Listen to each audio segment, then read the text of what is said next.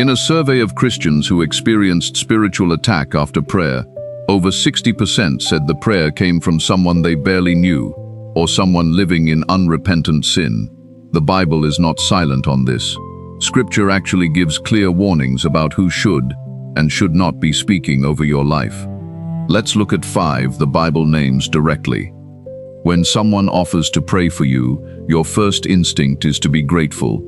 But Scripture is clear that not every prayer is received by God, and not every person who prays over you is someone you should receive from. Today we're going to look at 5 types of people the Bible warns us about when it comes to prayer. Number 5 may surprise you the most. Number 1, the person living in willful, unconfessed sin. Psalm 66 verse 18 says, "If I regard iniquity in my heart, the Lord will not hear."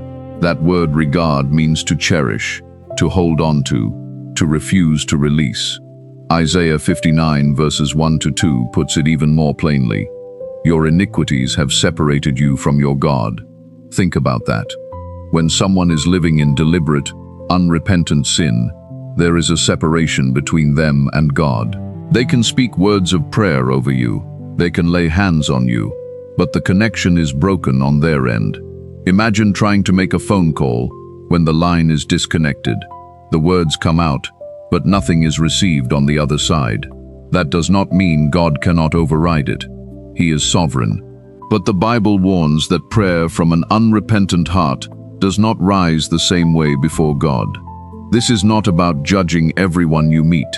It is about being spiritually aware. If you know someone is actively living in sin they refuse to turn from, be cautious about opening yourself to their spiritual covering. Number 2, the hypocrite who prays to be seen. Jesus addressed this directly in Matthew 6:5. When you pray, do not be like the hypocrites, for they love to pray standing in the synagogues and on the street corners to be seen by others. Then he says something that should stop every one of us. Truly I tell you, they have received their reward in full. Their reward was not answered prayer. Their reward was the approval of people who watched them.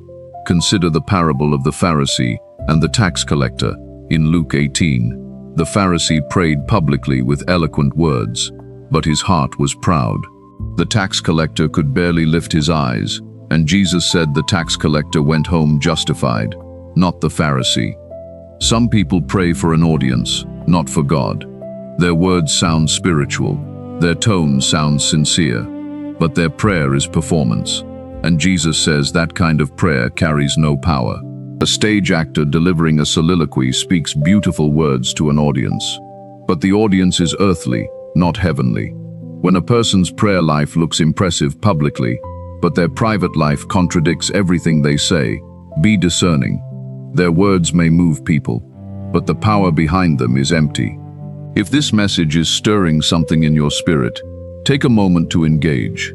Like this video, subscribe to Selah Depth, and comment, "Lord, give me discernment."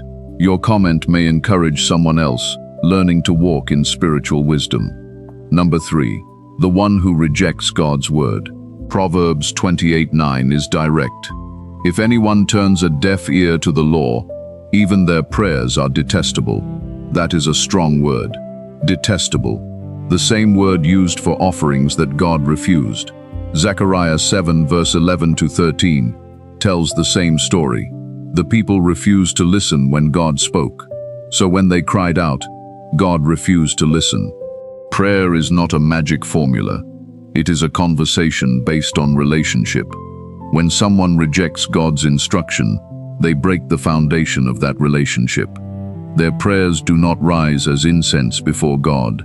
They become something entirely different. Picture a stranger walking into your house and speaking as though they live there. The words are right, but the relationship is wrong. Watch for people who claim to love God but consistently dismiss, twist, or ignore what the Bible actually says. They may have passion, they may have charisma, but their prayers lack covering because they stand outside alignment with His word. Number 4, the false teacher, the wolf in sheep's clothing. Matthew 7:15 says, "Watch out for false prophets. They come to you in sheep's clothing, but inwardly they are ferocious wolves. Jesus did not say ignore them, he said watch out. But the strongest warning comes from 2 John 1:10-11. If anyone comes to you and does not bring this teaching, do not receive them into your house or welcome them, for whoever welcomes them shares in their wicked work.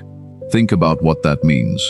When you allow a false teacher into your home or your life, you are not just being nice, you are participating. Paul calls them people with a form of godliness but denying its power. They look like ministers of light, but inwardly they serve something else. This is not about disagreeing on minor doctrine. This is about those who distort the core of the gospel. And when they pray over you, you are endorsing their ministry spiritually. Handing the keys of your house to someone you know is a thief is not naive. It is enabling. Not everyone who uses Jesus' name belongs to him. If their teaching contradicts core scripture, do not give them spiritual access to your life through prayer. Number 5. The double-minded person, unstable in all their ways. This is the one many believers get wrong. James 1:6-8 says, "The one who doubts is like a wave of the sea, blown and tossed by the wind." That person should not expect to receive anything from the Lord. A double-minded person is unstable in all they do. Now here is the distinction. This is not someone who struggles with doubt. Even great men of faith struggled. This is someone who refuses to commit. They want God and the world. They pray passionately on Sunday and live exactly like the world on Monday. Their faith is hot one week and cold the next. And James says plainly, do not expect them to receive anything from the Lord, not because God is cruel, but because their own heart is divided. Elijah confronted this in 1 Kings 18:21. How long will you waver between two opinions? If the Lord is God, follow him, trying to fill a cup full of holes. Water goes in, but it runs straight out. No matter how sincere the prayer sounds, there is nothing to hold it. This is the one we often miss, because they seem passionate. But stability matters to God. Consistency matters. The person whose walk matches their talk is the one whose prayers carry weight. So let's remember the 5. The one living in unrepentant sin, the hypocrite who prays to be seen, the one who rejects God's word, the false teacher who pretends to be a shepherd, and the double-minded person who will not commit. This is not about becoming afraid of prayer. It is about becoming wise about who you stand with spiritually.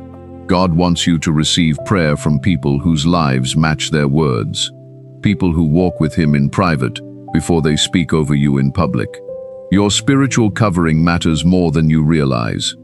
If this video deepened your understanding, like it, share it with someone learning discernment, and comment, Lord, guard my spirit.